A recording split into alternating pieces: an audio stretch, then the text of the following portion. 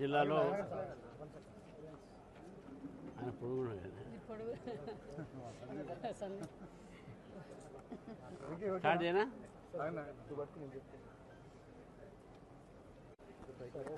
ఈరోజు సూర్యాపేట జిల్లాలో కోదాడ్ హుజూర్ నగర్ ఈ యొక్క నియోజకవర్గాలకు సంబంధించినటువంటి జనసంఘ నుంచి పనిచేసిన కార్యకర్తలకు సన్మాన కార్యక్రమం పెట్టడం జరిగింది. ఆత్మ సమ్మేళనం పేరు మీద ఆ కార్యక్రమం రావడం జరిగింది.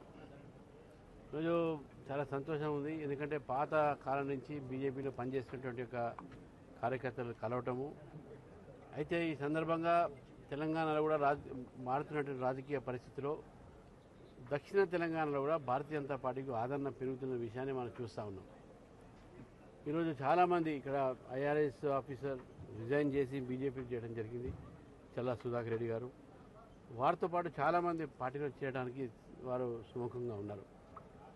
రాష్ట్రంలో పరిస్థితి ఏ విధంగా ఉందంటే ఆ రోజు 10 సంవత్సరాలు ఈ రాష్ట్రాన్ని దోచుకున్నటువంటి ఒక పార్టీని మార్చి సరే కొత్త పార్టీ కాంగ్రెస్ పార్టీకి ఇజ్రాయల్ కొత్త ఒక అవకాశం అని చెప్పి ప్రజలు ఆలోచించిన నేపథ్యంలో ఈ రెండు పార్టీలు కూడా ప్రజల ఒక జీవితాలతో ఇంకా చెలగాటం ఆడుతున్నటువంటి సందర్భం చూస్తూ ఉన్నాం.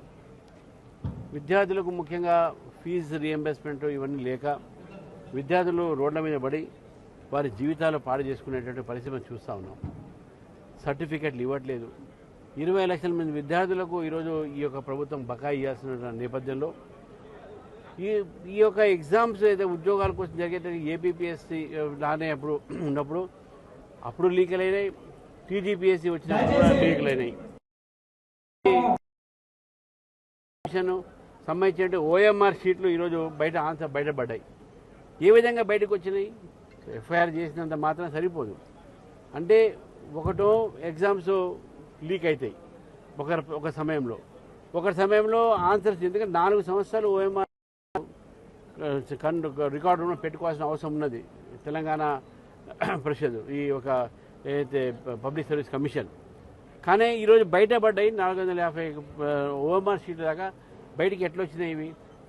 ఎఫ్ఐఆర్ చేసిన మాత్రం సరిపోదు. దీని వెనక అసలైనటువంటి తెలంగాణ పబ్లిక్ సర్వీస్ కమిషన్లో జరిగేటటువంటి అవకతవకలు కానీ జరిగేటటువంటి ఒక విద్యార్థులకు నష్టం కానీ ఎందుకు జరుగుతున్నది, ఎందుకు వారు సరిగ్గా పరీక్షలు నిర్వహించలేకపోతున్నారు అనే విషయాన్ని ఈరోజు గమనించాల్సిన అవసరం ఉన్నది.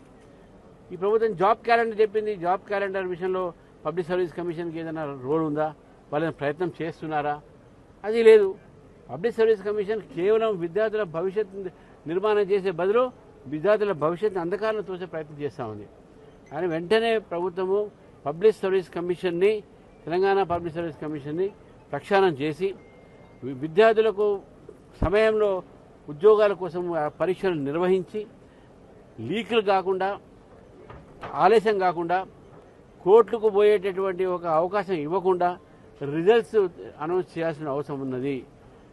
గ్రూప్ 1కు దాదాపు ఎగ్జామ్స్ రాసిన తర్వాత కోర్టుకు పోవటం, కోర్టులో చివాటు పట్టడం, మళ్ళీ సుప్రీంకోర్టు దాకా పోవటం, ఇవన్నీ దీనివల్ల గ్రూప్ 1 ఆఫీసర్స్కు రాష్ట్రంలో చాలా లేట్ కూడా అయిపోయింది. గత ప్రభుత్వం ఒక్కడు కూడా అపాయింట్ చేయలే. ఈ ప్రభుత్వం వల్ల 2 సంవత్సరాలు లేట్ కూడా అయింది. కాబట్టి ఇటువంటి ఒక వ్యవస్థని బాగు చేయాల్సిన అవసరం ఉన్నది. మీరు రేవంత్ రెడ్డి గారిని ఒకటే కోరుతున్నాను, మీరేదో డ్రామా చేసుకుంటూ మీరు ఏజ్ సమయంలో దాని మీద దీన్ని కాకుండా మీరు ఢిల్లీ తక్కువ పోయి హైదరాబాద్లో కొద్దిగా ఉండి ఇక్కడ ఉన్నటువంటి ఒక విద్యార్థుల భవిష్యత్తు కోసము, యువత భవిష్యత్తు కోసము ఏదైతే పని చేయాలి అది చెయ్యండి. ఏ వ్యవస్థలో పని చేయట్లేదో దాన్ని ప్రక్షాళన చేయండి. మీరు అక్కడ పోయి మల్లికార్జున ఖర్గే గారికో లేకుంటే రాహుల్ గాంధీ గారికో సోనియా గాంధీ గారికో పోయినప్పుడల్లా ఒక సూట్ కేసు పెట్టుకోవేయడము ఇది పద్ధతి కాదు. అది రాష్ట్రం ఏమైతే ఒక్కసారి ఆలోచించండి. మీరు ఈ రాష్ట్రంలో ఏ విధంగా విద్యార్థులు ఉన్నారు ఒక్కసారి ఆలోచించండి. యువత అల్లాడిపోతూ ఉన్నారు. రోడ్ల మీద రేపు వస్తారు చెప్తా ఉన్నాను మీకు.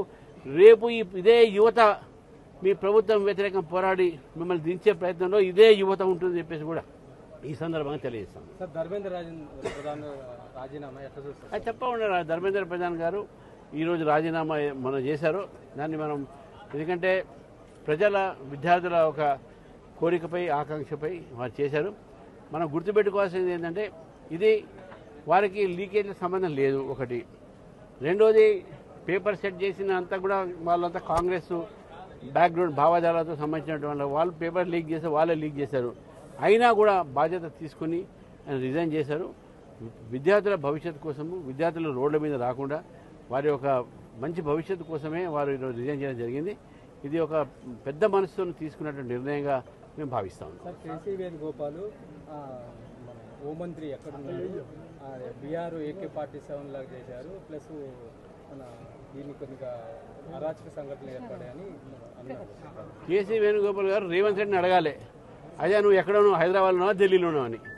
ఆయన హోంమంత్రిని అడగడం కాదు, ఆయన కేసీ వేణుగోపాల్ గారు ఆయన ముఖ్యమంత్రిని ఇక్కడ అడగాలి. ఏమని, అయ్యా రేవంత్ రెడ్డి గారు నువ్వు హైదరాబాద్ ఉన్నావా, ఢిల్లీలో ఉన్నావా, మాట్లాడితే ఢిల్లీ పోతున్నాడా. కేసీ వేణుగోపాల్కి అని అడిగే అవసరం ఏంటంటే, ఈ దేశంలో నక్సలైట్లు అంతం చేసింది బీజేపీ ప్రభుత్వం, ఈ దేశంలో టెర్రరిస్ట్ ఉగ్రవాదుల సంఘటన తగ్గించింది బీజేపీ ప్రభుత్వం, అమిత్ షా గారి యొక్క మంత్రిత్వ శాఖ. కాబట్టి ఈరోజు దేశం సురక్షితంగా ఉంది. ఇది కేసీ వేణుగోపాల్ గారు తట్టుకోలేకపోతున్నారు. ఎందుకంటే వాళ్ళందరికీ విదేశీల సంబంధించినటువంటి ఒక ఆదేశాలు వస్తాయేమో వీళ్ళు అడుగుతారు. ఇట్లా వాళ్ళు ఎప్పుడైనా సరే వాళ్ళు అడిగారా భారతదేశంలో మంచిగా ఉంది లా అండ్ ఆర్డర్ అని చెప్పరు వాళ్ళు. వాళ్ళ రాష్ట్రంలో కేసీ వేణుగోపాల్ గారు ముందు చూడమని చెప్పండి, కేరళలో ఏమవుతుంది, విద్యార్థులు రోడ్ల మీద వచ్చారు, లాఠీ చార్జ్ అక్కడ చేస్తున్నారు. మీరు ముందు మీ స్టేట్లో ఏమైతే చూడండి, మీ ముఖ్యమంత్రి యూపీఏ ప్రభుత్వం అక్కడ ముఖ్యమంత్రి, యూడీఎఫ్ ముఖ్యమంత్రి కేరళలో విద్యార్థులను లాఠీ చార్జ్ చేస్తున్నారు, జైలుకు పంపిస్తున్నారు. మీరు ఈరోజు అడుగుతారా అమిత్ షా గారు, ముందు మీ స్టేట్ మీ కాంగ్రెస్ రూల్ స్టేట్లో మీ కేరళ సీఎంని అడగండి, మీ ఇక్కడ తెలంగాణలో మీ రేవంత్ రెడ్డి గారిని అడగండి. మీకే ఎక్కడ అధికారం ఉందండి అమిత్ షా గారిని అడగడానికి? Thank you.